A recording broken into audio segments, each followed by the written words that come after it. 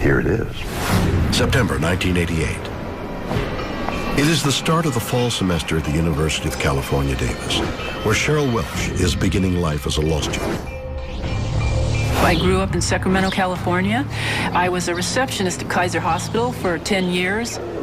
I decided that I wanted to go back to school, so I went to UC Davis. But as her studies get underway, things change. I know what normal life is, and life became very abnormal. It starts with her telephone. Usually you pick up a phone, you hear dial tone, but my phone, there would be click noises. There'd be a long pause, then static. She has it checked, but the strange noises continue. Cheryl becomes concerned. It's the first of many appliances that behave erratically in her presence. Things in my environment. All of the electrical equipment didn't work anymore. My computer, my TV. Her unease grows as she discovers it's not only machines that act strangely around her. Police cars started to follow me. I had a rock thrown at my car. Somebody tried to drive me off the road. I mean, I've never had a ticket. I've never taken drugs. People in my environment were acting out of character. I was acting my normal self, and people were acting weird. People turned against me. People would stare at you. Students would swear and spit on me. Weirder still, random strangers on the street seem to know exactly what she's thinking. I felt like I was surveilled. I thought somebody could read my thoughts. Cheryl's personal life falls apart as friends and family drift away. Then, she's fired from her job. It was like shock and awe. For 3 years, it was like that. I realized, this wasn't going to go away, despite my best efforts. That was a really depressing, blackest moment of my life. I just cried and cried and cried. I thought, why not just end it? Fearing for her sanity, Cheryl seeks help. So I went to my advisor, and I was having trouble academically, and she helped me get through this, and was the only one that believed me. Her advisor comes to a quick conclusion. Cheryl is the victim of deliberate and organized campaign of harassment. But who is behind it? First, we checked out. We thought, maybe there's a psychology experiment. They're trying to stress you out. There was no psychology experiment. So I hired private investigators, and I tried to figure out if there were any bugs in my apartment. Nothing. Talking to my advisor, we both figured only the government would have this kind of control over your telephone or what you did in the privacy of your apartment. Deciding to investigate, Cheryl gains access to government documents. They reveal the unthinkable. A top-secret experiment is subjecting everyday citizens to mind control. Major countries have developed this secret mind control technology, especially Russia and the United States.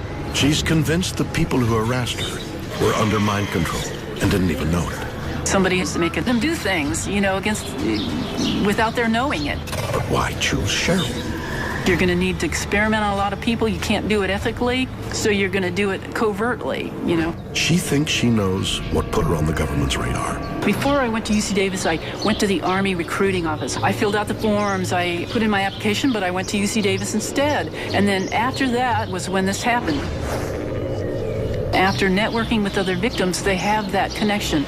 Former people who applied to the CIA, former people who have relatives in the government or the CIA are often targets. Are the minds of innocent citizens being controlled by government-sanctioned experiments? Is Cheryl Welch telling the truth, or are her claims absurd? Just another conspiracy theory that's impossible to prove? Maybe.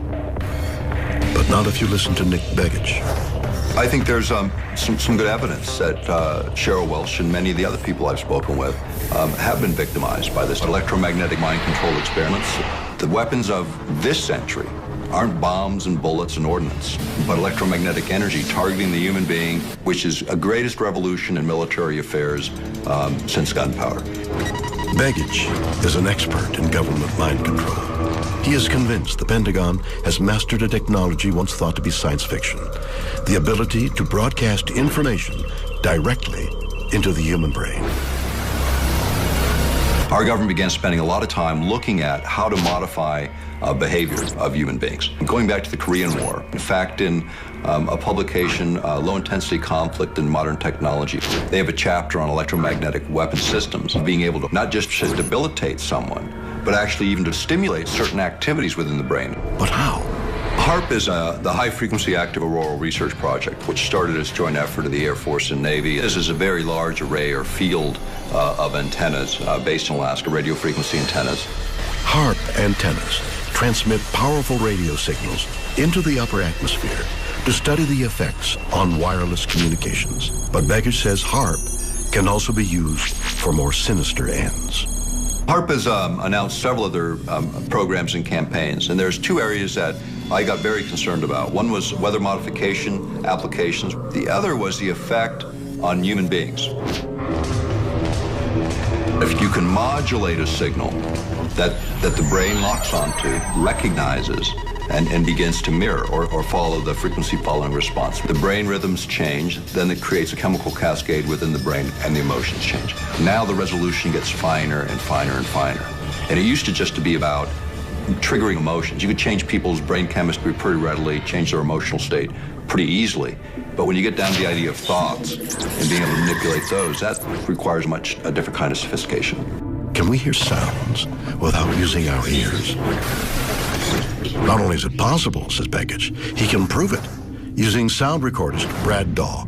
So what I'm going to demonstrate is a earth pulse sound wave. And what this is an infrasound device. It's just a small electronic circuit that we run a CD player playing some Bach into our circuit and then comes out through two piezoelectric transducers. So I'm going to place these transducers on your face. You're going to block your ears tightly. We put those in contact with the skin and listen. Yeah. So what do you hear? I hear the music, yeah, loudly.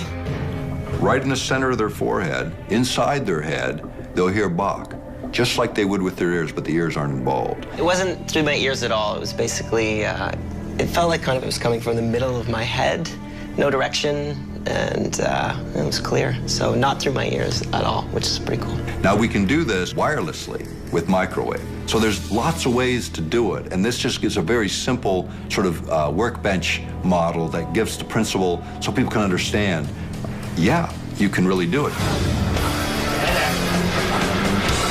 Don't you just love death metal? I got a headbanger award. Now this is a fascinating theory. There's just one problem. I'm not sure these piezoelectric transducers are going to catch on as a fashion accessory. And frankly, I don't even know what piezoelectric means.